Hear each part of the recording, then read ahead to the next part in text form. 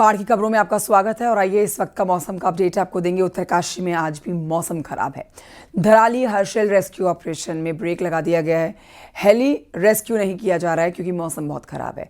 कल दिन भर मौसम खराब होने की वजह से हेली रेस्क्यू नहीं हो पाया। आज भी कुछ ऐसी स्थिति बनती नजर आ रही है। धराली में फंसे लोगों तक रसद सामग्री पहुंचाई जा रही है।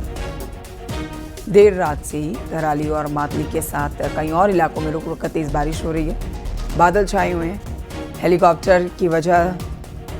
बारिश की वजह से हेलीकॉप्टर उड़ान नहीं भर सकते और इसी वजह से हेली रेस्क्यू नहीं होगा। मौसम खुलते ही हेली रेस्क्यू शुरू किया जाएगा।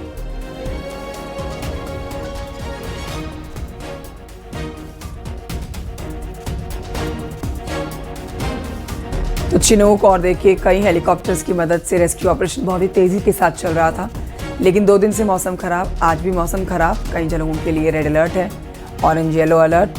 और उत्तरकाशी में भी इस समय बारिश हो रही है रुक रुक कर। इसीलिए ये एक बड़ा अपडेट आप तक पहुंचा रहे हैं कि हेलीकॉप्टर की मदद से रेस्क्यू को फिलहाल रोका गया है। आप कह सकते हैं कि पूरे रेस्क्यू पर फिलहाल ब्रेक लगाई गई है, क्योंकि एक हेलीकॉप्टर, हवाई यातायात ही एक अकेला माध्यम है जिससे रेस्क्यू ऑपरेशन चलाया जा रहा है।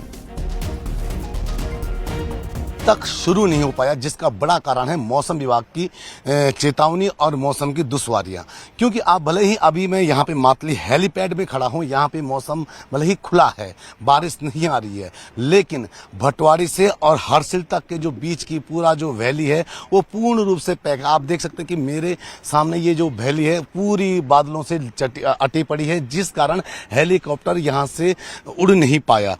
ये आज की ही बात नहीं है। अगर हम सोमवार की बात करें तो सोमवार को भी हवाई रेस्क्यू नहीं हुआ, क्योंकि सोमवार को भी मौसम ने की दुश्वारियां देखने को मिली थी, जिसके कारण जो हर्षिल में जो लोग हैं उनको वहां से नहीं लाया जा गया अभी तक उत्तरकाशी। और यहां से कई रसद सामग्री हेलीकॉप्टर के द्वारा जो भेजी जा रही थी वो भी फिलहाल कल से अभी तक नहीं भेजी गई है।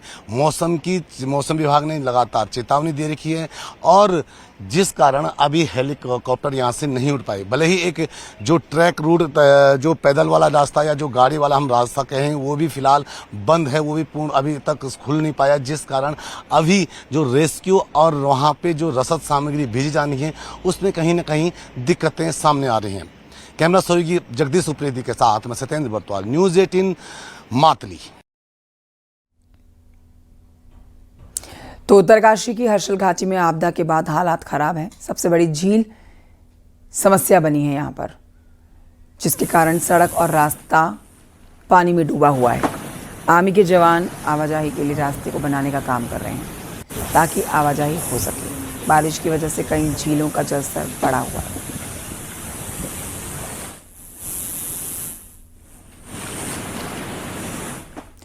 उधर हर्षिल में 4 किलोमीटर लंबी झील बनने से अब हर्षिल भी खतरे की जद में आ गया है। भागीरथी नदी में झील का स्वरूप बनने से न केवल गंगोत्री नेशनल हाईवे, इसका एक बड़ा हिस्सा पानी में डूबा हुआ है, बल्कि यहाँ पर मौजूद आर्मी का हेलीपैड भी पानी के भीतर समा गया है। झील को पंचर करने का काम शुरू हुआ है। मुख्यमंत्री धामी ने बताया 25 लोगों का दल हर्षिल के लिए भेजा गया है। हाँ, आज यहाँ से वो रवाना हो गए हैं और लगभग 25 लोगों का दल है जो सारे उपकरण लेकर वहाँ पर मैनुअली भी जो है उस पर काम करेंगे।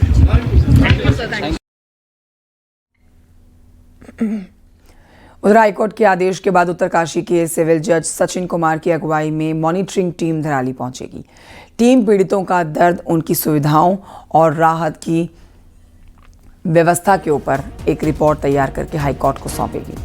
विस्थापन पर भी पूरी पड़ताल की जाएगी।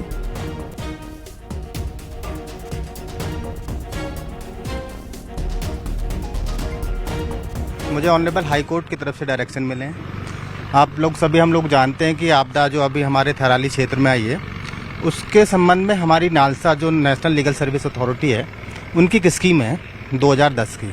तो उस 2010 की स्कीम में मेन चीज़ ये है कि हम लोग विक्टिम्स के पास जाएं, उनको विधिक जानकारी दें कि उनके क्या क्या अधिकार हैं, और साथ में हम ये भी देखें कि क्या उन जो विक्टिम्स हैं उनको खाने पीने की वस्तुएं मिल रही हैं, नहीं मिल रही हैं, उनको दवाएं मिल रही हैं, या उनकी जो बेसिक नीड है उनको आश्रय की कुछ समस्या है, तो उसके लिए हम उसमें हमारे एडवोकेट हैं, लेडी एडवोकेट भी हमारे साथ हैं, एनडीआरएफ एसडीआरएफ की टीम हमारे साथ है और हमारे पास डेडिकेटेड एक डॉक्टर्स की टीम है जो कि मौके पर है। तो हम उसके जाके एक रिपोर्ट बनाएंगे और फिर उसके लिए हम हाई कोर्ट भेजेंगे इस चीज़।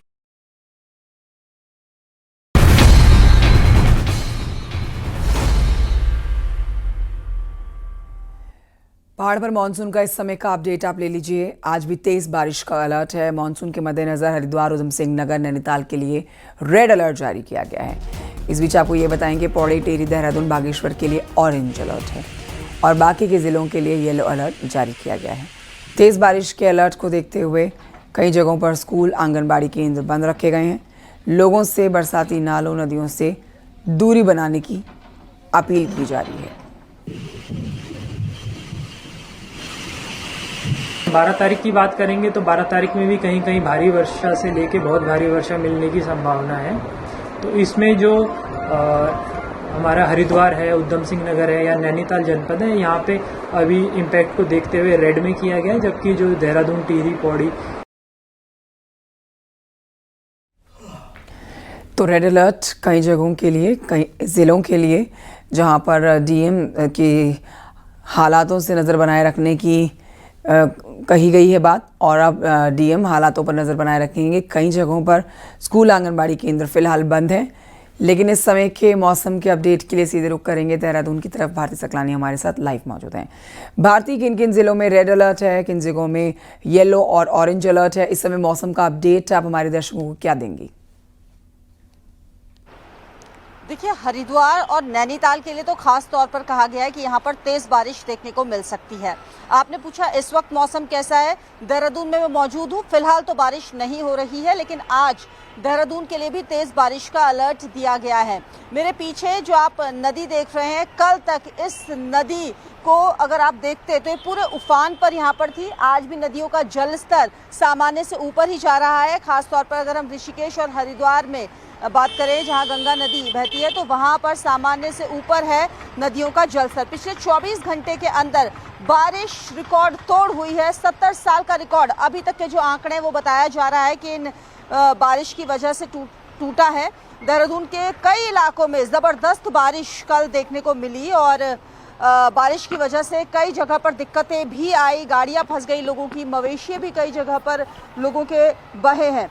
आज के लिए अगर मैं बात करूं तो येलो अलर्ट जो बात कही जा रही है वो देहरादून, टिहरी, पौड़ी, चंपावत, बागेश्वर, यहाँ के जो कुछ इलाके हैं वहाँ पर ये कहा गया कि कहीं तेज़ बारिश हो सकती है और कहीं पर हल्की से मध्यम बारिश का पूर्वानुमान जताया गया है। इसके अलावा हरिद्वार, नैनीताल और उधम सिंह नगर, यहाँ के लिए जैसा कि मैंने पहले भी बताया कि यहाँ के लिए रेड अलर्ट मौसम विज्ञान केंद्र की तरफ से दिया गया है। अगले 3 दिन के लिए 13, 14 और 15 तारीख की भी अगर मैं बात करूं तो बारिश का सिलसिला प्रदेश में ज़्यादातर हिस्सों में देखने को मिलेगा। कहीं ऑरेंज अलर्ट दिया गया है, कहीं येलो अलर्ट मौसम विज्ञान केंद्र की तरफ से जारी किया गया है। ठीक है भारती, बहुत शुक्रिया आपका जानकारी के लिए और तस्वीरें दिखाने के लिए। विकासनगर में तेज बारिश से यमुना, शीतला, टॉन्स और आसन नदी आफत यहाँ पर उफान के साथ देखी जा रही हैं। यहाँ बरसाती नाले भी काफ़ी कहर बरपा रहे हैं। शिमला बाईपास पर रामगढ़ नाला परेशानी का सबब बना हुआ है लोगों के लिए। हल्की सी बरसात के बाद ये उफान पर आ जा रहा है।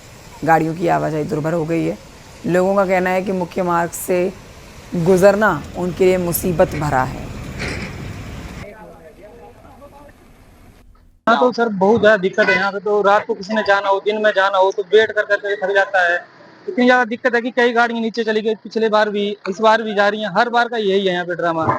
शासन और प्रशासन से यही है, हमारी मांग की एक छोटा सा पुल डाल दो यहाँ पे, जिस कारण राहगीर जितने भी जाते हैं कोई पैदल पकड़ के निकाल रहे हैं, किसी ने भी जाना हो, कहीं लेट पहुंच रहा है। हर जगह से इतनी ज्यादा दिक्कत है यहाँ पे, परेशानी का सबब बना हुआ है और यहाँ पे आने जाने वालों को बहुत दिक्कतें होती हैं और इसमें काफी घंटों तक जाम लगा रहता है। बरसात में काफी आदमी बह के गिर जाते हैं।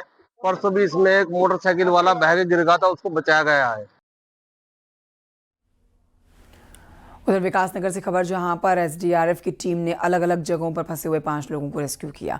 विकासनगर के आदूवाला के पास में फंसे हुए नदी में 2 लोगों को रेस्क्यू किया गया है। यहां पर एक और इलाके में कुंजा ग्रांट के आसन बैराज पर 3 लोगों का रेस्क्यू हुआ है। सकुशल सुरक्षित जगह पर पहुंचाए गए ये लोग।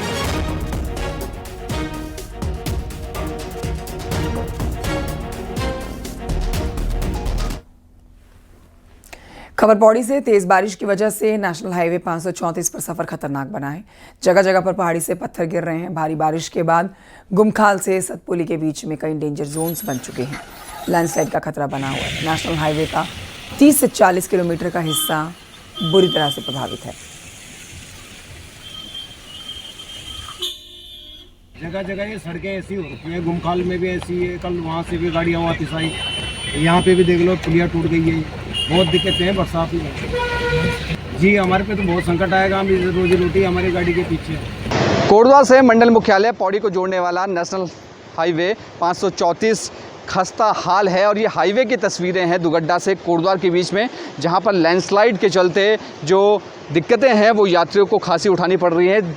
जो पहाड़ हैं आप देख सकते हैं कि किस तरीके से ये पूरा पहाड़ है वो दरकता हुआ लगातार नीचे हाईवे पे गिर रहा है। और हाल ही के दिनों में जिस तरीके से भारी भूस्खलन इससे हुआ था तो 2 दिनों तक जो रास्ता है वो बंद भी रहा था। यात्रियों को बहुत दिक्कतों का सामना करना पड़ा और आज भी जो रास्ता हालांकि खोल दिया गया है, लेकिन जो यात्री हैं जो पहाड़ों में आ रहे हैं, जो टूरिस्ट यहाँ पे आ रहा है वो खासा परेशान है, क्योंकि वन वे टाइप ये पूरा हाईवे हो गया है और कीचड़ से भरा लबालब हो चुका है। भूस्खलन लगातार इसमें चल रहा है। हालांकि जो एनएच की टीमें हैं वो मौके पर तैनात की गई हैं, जेसीबी मशीनें भी यहाँ पे मौजूद है, लेकिन जो जान का खतरा इस समय लगातार, क्योंकि जिस तरीके से जो जानकारी है प्रशासन की ओर से बताया जा रहा है कि 35 डेंजर जोन्स इस पूरे इलाके में बन चुके हैं। दुगड्डा से कोटद्वार से लगातार इस बात को भी कहा जा रहा है कि अगर ज़रूरत ना हो तो पहाड़ों पे ना आए यात्री, क्योंकि जिस तरीके से हालात है, लगातार भूस्खलन हो रहा है तो कभी भी कोई भी बड़ी अनहोनी इस पूरे रास्ते में हो सकती है। अनुपम भारद्वाज, न्यूज़ 18 दुगड्डा।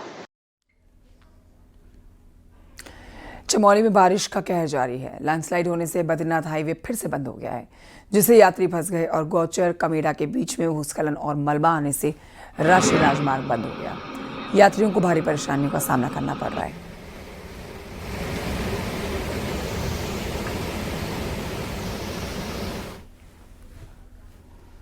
उधर रुद्रप्रयाग में बद्रीनाथ हाईवे बंद है। सिरोवागढ़ के पास में पहाड़ी से भारी मलबा आया, जिससे सड़क बाधित हो गई, जिसे खोलने का काम किया जा रहा है।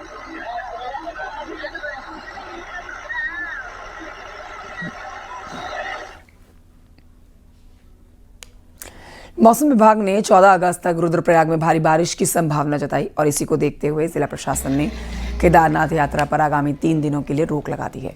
साथ ही आपको बताएंगे डीएम ने सभी विभागों के अधिकारियों को अलर्ट मोड पर रहने के निर्देश दिए हैं। मौसम के ही पूर्वानुमान को देखते हुए हमने अभी जो केदारनाथ जी यात्रा है उसको भी 2-3 दिन के लिए स्थगित करने का निर्णय लिया है। इस मामले में हमने आदरणीय कमिश्नर गढ़वाल सर के भी निर्देश प्राप्त किए और सचिव आपदा साहब के भी निर्देश प्राप्त किए, क्योंकि रेड अलर्ट है तो हमने ये इंश्योर करना है कि जो यात्री हैं केदारनाथ जी क्षेत्र में आने वाले सभी यात्रियों की सुरक्षा को प्राथमिकता देना हमारी जिम्मेदारी है। उधर नैनीताल में लगातार बारिश के बाद अब झील से पानी छोड़ दिया गया है। झील 10 फीट तक पहुंचने के बाद सिंचाई विभाग ने 4 इंच पानी को छोड़ा है। गेटों को खोला गया है।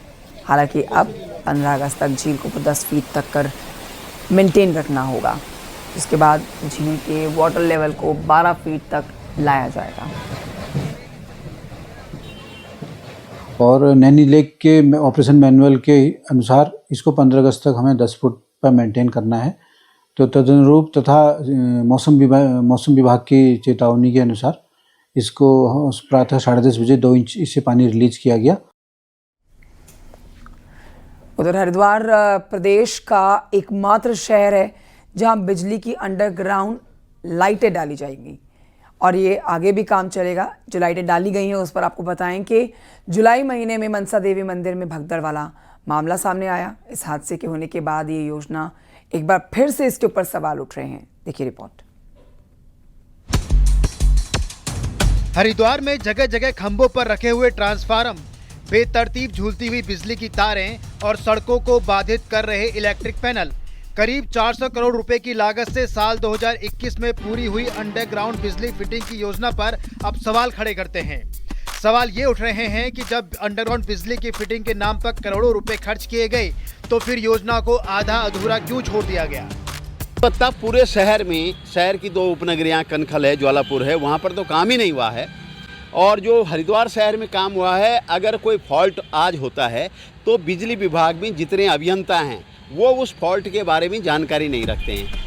हरिद्वार के भीड़ भाड़ वाले इलाके में बिजली की झूलती हुई तार और खतरनाक जगहों पर खड़े ट्रांसफार्मर को लेकर डीएम का कहना है कि बिजली की लाइनें और कनेक्शनों को सुरक्षित करने को लेकर कवायद की जा रही है। अगर कुछ कार्य अवशेष है तो निश्चित तौर पे इसकी समीक्षा करेंगे।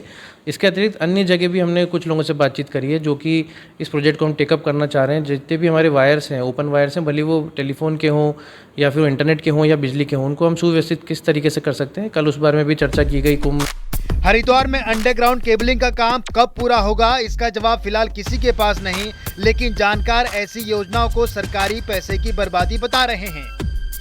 न्यूज़ 18 के लिए हरिद्वार से पुलकित शुक्ला की रिपोर्ट।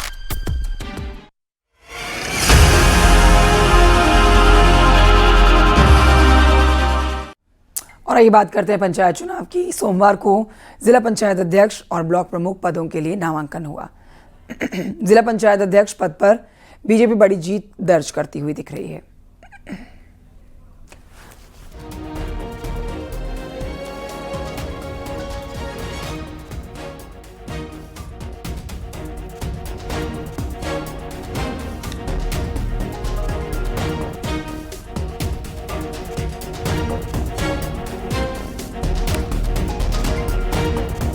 हमारे जिला पंचायत के जो घोषित प्रत्याशी थे, उधम सिंह नगर, चंपावत, पिथौरागढ़ और उत्तरकाशी, यहां भारतीय जनता पार्टी के प्रत्याशियों को निर्विरोध विजय प्राप्त हुई है। मैं इन सभी प्रत्याशियों को बधाई देता हूं, वहां की जनता का आभार व्यक्त करता हूं। आश्वस्त हूं कि कम से कम 7 नहीं तो कोशिश करें तो रुद्रप्रयाग सहित 8 जिलों के अंदर हम भाजपा को झटका दे सकते हैं। पिथौरागढ़ में क्यों ऐसी स्थिति पैदा हुई, इसकी जानकारी लेनी पड़ेगी। नैनीताल में जिला पंचायत अध्यक्ष पर नामांकन के मामले में बवाल की स्थिति हो गई है। कांग्रेस ने उसके प्रत्याशी का पर्चा जबरन खारिज करने का आरोप लगाया। इसके बाद कई कांग्रेस के नेता जिला पंचायत कार्यालय पहुंच गए। हालांकि विरोध के बाद पुष्पा नेगी का नामांकन सही पाया गया। 3 घंटों से कार्यकाल में पुष्पा नेगी को बिठाया गया और कई सवाल पूछे गए, मगर अब एडीएम नैनीताल ने कांग्रेस के नामांकन को वैध बताया। मैं 3 घंटे से वहाँ पर बैठी हूँ। कभी कहा जा रहा है मुझसे कि आपके सिग्नेचर गलत है और कभी कहा जा रहा है कि आपका जो जहाँ पे मकान बना है आपकी प्रॉपर्टी इलीगल है, पूरी प्रॉपर्टी इलीगल है। और उसके बाद उन्होंने बताया कि आपके खिलाफ आपत्ति यहाँ पे दर्ज हुई है। प्रशासन का ये कहना है कि आपका जो नामांकन पत्र है वो हमने स्वीकार कर लिया। देहरादून जिले में जिला पंचायत अध्यक्ष पद के लिए बीजेपी की तरफ से मधु चौहान ने नॉमिनेशन फाइल किया, तो वहीं रायपुर क्षेत्र के बीर सिंह चौहान ने भी उपाध्यक्ष पद के लिए नामांकन पत्र भरा है। वहीं कांग्रेस की तरफ से सुखविंदर कौर ने नामांकन भरा है। पंजाबी समुदाय से आने वाले सुखविंदर कौर डोईवाला ने मेंबर जीतकर ये आई हैं, तो वहीं कांग्रेस के नेता प्रीतम सिंह के बेटे अभिषेक सिंह ने उपाध्यक्ष पद के लिए नॉमिनेशन किया।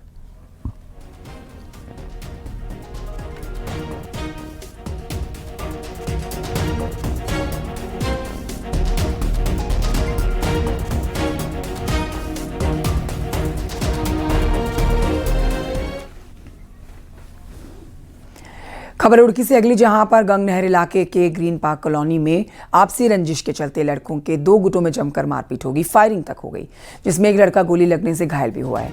इलाज के लिए उसे अस्पताल में भर्ती करवाया गया है। लेकिन आप देखिए सीसीटीवी फुटेज, जिसके आधार पर पुलिस ने 3 आरोपियों की गिरफ्तारी की है। पकड़े गए तीनों आरोपी यूपी के रहने वाले हैं। ये देखिए किस तरह से बीच राह पर, सड़क पर हाथों में कट्टा लिए हुए ये बदमाश नजर आए। एफआईआर दर्ज कर ली गई है। मारपीट की घटना फायरिंग में तब्दील हो गई। एक लड़के को गोली भी लगी है।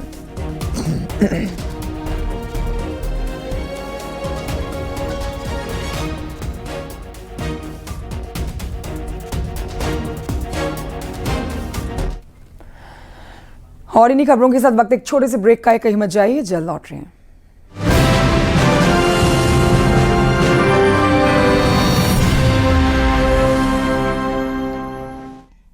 अगर आप देख रहे हैं न्यूज़ 18 उत्तर प्रदेश उत्तराखंड।